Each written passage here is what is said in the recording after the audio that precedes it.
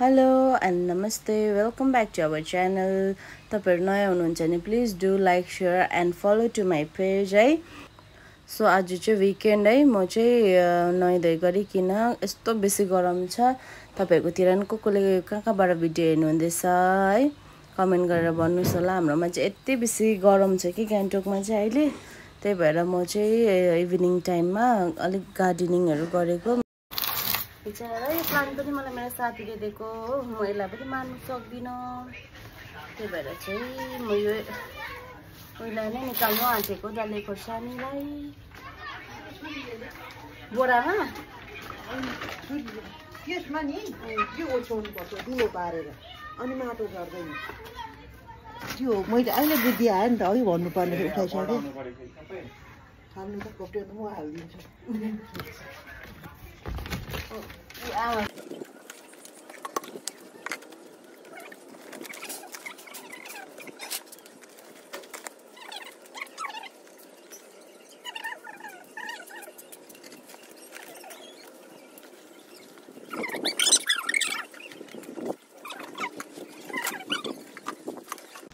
So मलाई चाहिँ त्यति बेसी नलेज छैन नि त यो कसरी रोप्छ, त्यही भएर मलाई चाहिँ आमाले सिकाउनु हुँदै थियो है।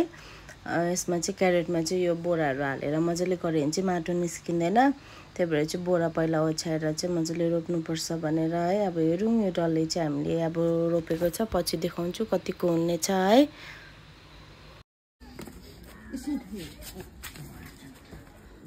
बिस्तारै गरे बलवान। हामी चाहिँ यो ड्रम देख्नुभयो होला है, यसमा चाहिँ सबै जति पनि सब्जीको छिल्काहरू हुन्छ है, घाँसहरू हुन्छ, सबै यसमा ल्याएर बटुलेर राख्छ माटोसँग मिक्स गरिकन, ताकि बादमा फेरि हामीलाई अब यसरी रिपोर्ट गर्दाखेरि चाहिँ माटोहरू सजिलो हुन्छ नि। त्यसरी राखेको चाहिँ यो चाहिँ मल राम्रो हुन्छ है, त्यही भएर चाहिँ हामी यसरी यसमा राख्छौँ। त्यही भएर हामी चाहिँ सबै फ्यामिली मिलेर नै काम गर्दै थियो, छिटो हुन्छ भनेर। अनि मैले जति देख्नु सक्नुहुन्छ है, म यति बेसी प्लान्ट थिएँ नि त, मैले चाहिँ अस्तिदेखि ल्याएर प्लान्टहरू राखिरहेको थिएँ, त्यसलाई चाहिँ रिपोर्ट गरेकै थिएन है। अन्त त्यही भएर चाहिँ रातो माटोहरूमै थियो, त्यही भएर चाहिँ म रिपोर्ट गर्छु भनेर चाहिँ फाइनली आज चाहिँ मेरो दिन कहीँ जानुपर्ने पनि थिएन हो, त फ्री टाइम थियो नि त, त्यही भएर चाहिँ गरिहालेको।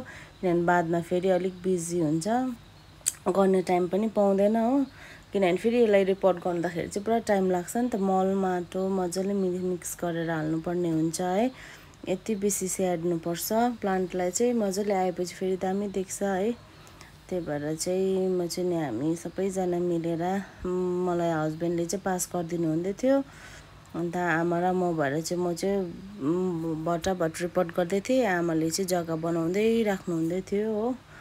त्यति नै थियो आजको हाम्रो काम चाहिँ है। अनि रात पनि पर्नु आँटेको थियो नि त, त्यही भएर म चाहिँ छिटछिटो हात चलाउँदै थिएँ।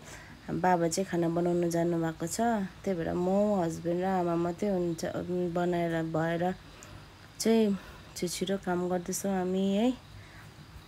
तपाईँहरूले देख्नुहुँदै होला है, सबै प्लान्ट मात्रै छ, मेरोमा चाहिँ फ्लावरिङ प्लान्ट चाहिँ कुनै पनि छैन है।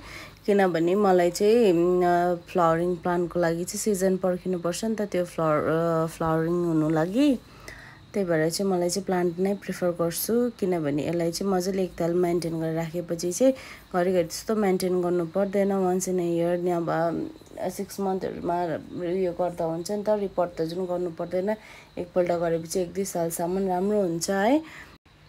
जति पनि प्लान्टहरू देख्नुहुँदैछ प्रायः चाहिँ मैले मेरो घरबाट ल्याएको है, माइतबाट। अन्त यो उन्यु खालको पनि राम्रो हुन्छ है, यो चाहिँ ज्यादा मजाले रोप्यो भने चाहिँ दामी खालको सोधिन्छ यसले पनि। यो चाहिँ जङ्गली खालको उन्यु चाहिँ होइन, यो चाहिँ मजाको अर्कै कस्तो खालको उन्यु हो, मलाई त्यो चाहिँ याद भएन, तर राख्दाखेरि चाहिँ एकदम दामी देख्छ होइन। म त त्यस्तो प्रो गार्डनर चाहिँ होइन, अलिअलि हल्का फुल्का चाहिँ रोप्छु जानेको जति चाहिँ है। अन्त म चाहिँ प्रायः प्लान्टहरू चाहिँ किन्दिनँ, साथीहरूको घरमा गयो भने त्यहाँबाट नि ल्याइहाल्छु हो।